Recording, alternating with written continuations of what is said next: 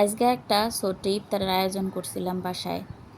আমার শাশুড়ি ইত্তেকাফে বসবো, এই কারণে বলছিল দারোয়ান হইতে বাসার বুয়া সবারে ইফতার করাইতে। তো আমি যথাসম্ভব চেষ্টা করছি করার। আমাদের দারোয়ান একজন আবার গরুর মাংস খায় না, তার জন্য আমার বাধ্য হয়ে মুরগির মাংস দিয়ে বিরিয়ানি করতে হইলো।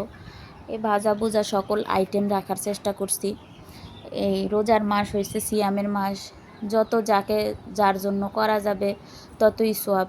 কিন্তু আল্লাহ আমার ঘরে যতটুকু সামর্থ্য রাখছে আমরা অতটুকু চেষ্টা করবো করার।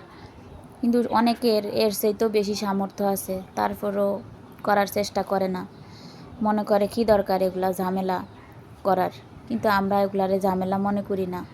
আমি মনে করি একটা মানুষের দিতে পারলে, খাওয়াইতে পারলে আমার আত্মাটা মনটা অনেক শান্তি পায়। আমি চেষ্টা করি মানুষের দেওয়ার। আসলে কইরা কোনো কিছু বলা ঠিক না, তারপরও বললাম, সবাই মাফ করে দিয়েন যদি কোনো ভুল হয়ে থাকে কথার মধ্যে। তো আমার দারোয়ান দুজন আমার খাবার খায়া খুবই খুশি হয়েছে, আর আমার শাশুড়িও খুবই খুশি হয়েছে যে সে খাওয়াইতে পারছে। তার অনেক স্বপ্ন আছিল যে সে ইত্তেকাফে বসার আগে দারোয়ানের ঘরে খাওয়াইবো। তো আমিও যতটুকু সম্ভব পারছি করছি, খাওয়াইছি, দিছি সবাইকে খুশি রাখার চেষ্টা করছি।